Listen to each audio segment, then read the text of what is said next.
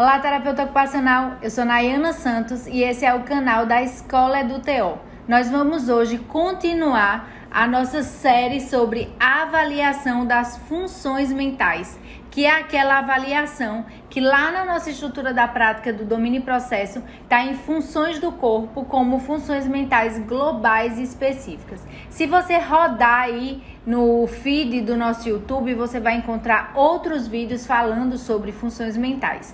E hoje nós vamos conversar sobre funções executivas. Vem comigo!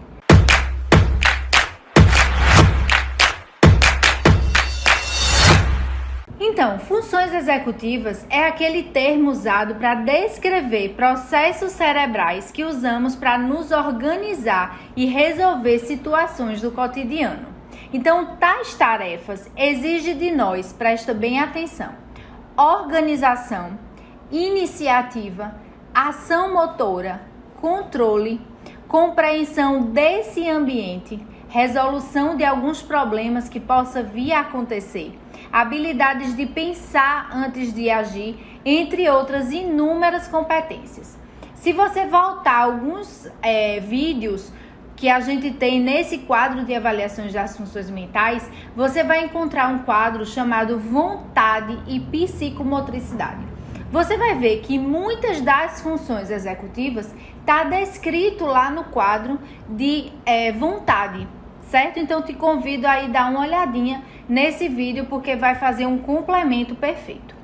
Então, as funções executivas, elas são os principais mecanismos de controle do cérebro, consideradas de alto nível de complexidade e mediadas pelo córtex pré-frontal. As pessoas com déficit de funções executivas comumente se apresentam apático, inflexíveis, incapazes de iniciar quaisquer atividade e tem muita dificuldade de receber instruções, de compreender, na verdade, essas instruções. Essas pessoas são capazes de executar tarefas rotineiras, essas mais básicas do dia a dia, mas têm muita dificuldade em lidar com situações novas. Sabe aquele imprevisto que acontece no nosso dia a dia e que às vezes a gente não se organizou para eles, na verdade a gente nem imaginou que aquele imprevisto poderia acontecer.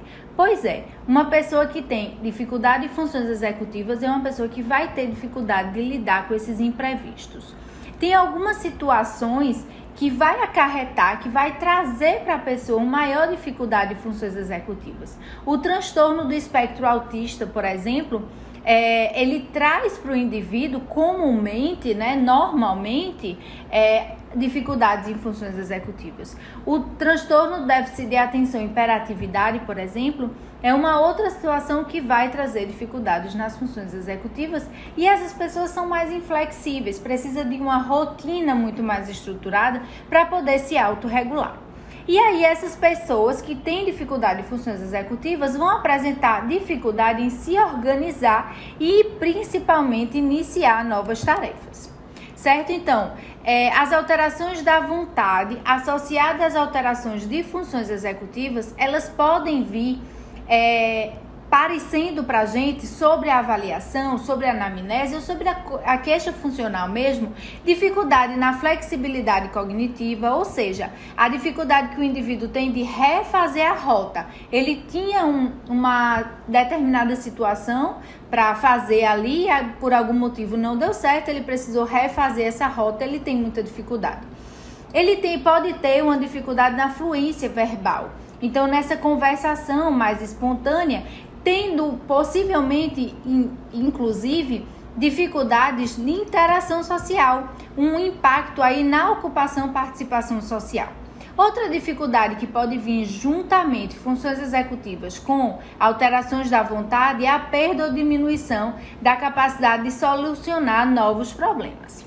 E aí, gente, as funções executivas, ela é um domínio cognitivo que não tem consenso na literatura. Alguns autores trazem que um determinado pacote de funções mentais estão dentro das funções executivas e outros autores trazem um outro pacote.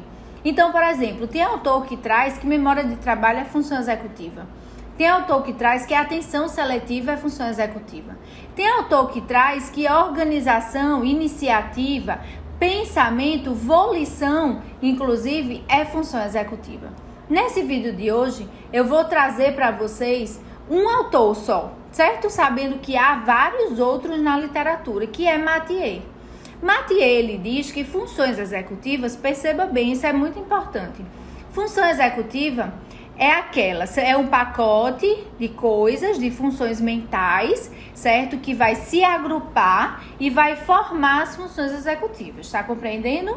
Então, ele vai dizer que a primeira função executiva é iniciativa e direção, ou seja, é aquele comportamento de iniciativa.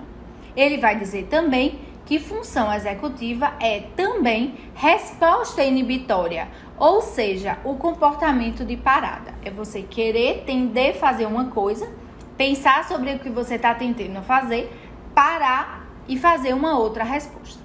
Mathieu diz ainda que função executiva é a persistência na tarefa, ou seja, um comportamento de manutenção. Por exemplo, eu agora estou gravando esse vídeo, estou agrupando as minhas funções executivas para eu poder ter iniciativa, responder de maneira inibitória para eu falar exatamente o que eu preciso falar e fazer me compreender, persistir nessa gravação desse vídeo, né, nesse comportamento mais de manutenção. Eu precisei, antes de mais nada, e segundo Mathieu, isso é função executiva, me organizar para poder gravar esse vídeo para vocês. Um outro elemento das funções executivas é o pensamento crítico, e aí está envolvido criatividade, fluência, flexibilidade mental. E por fim, um outro elemento da função executiva, segundo Mathieu, é a conscientização, ou seja, a monitorização e a modificação do próprio comportamento. Certo? Então veja como é complexo, e isso sob a ótica de um único autor.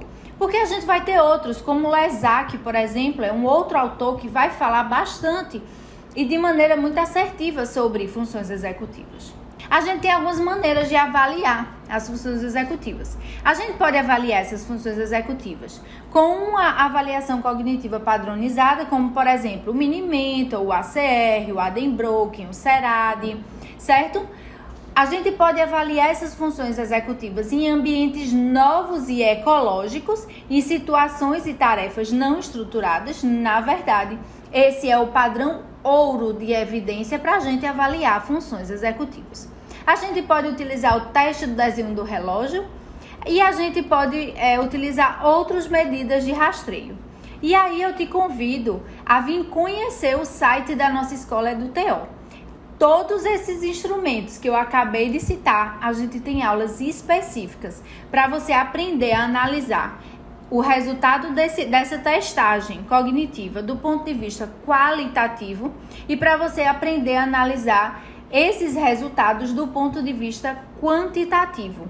Então é importante que, para você dimensionar os impactos dessas funções no desempenho do indivíduo, você saiba olhar os resultados de um teste do ponto de vista qualitativo também, não só o número dele lá. O número fala bastante pra gente, mas é importante que você saiba ler esse teste e aprenda a reconhecer ali, ajudar o cliente a saber quais são as barreiras para o seu desempenho ocupacional. E aí a reabilitação das funções executivas vai envolver variação de treinos cognitivos, aprendizado de novas estratégias, oportunidade de escolha e seleção, planejamento, autocorreção em ações desenvolvidas. E esse foi o nosso vídeo de hoje. Eu espero que tenha sido útil para você. Antes de mais nada, não esquece de se inscrever no canal, que é muito importante.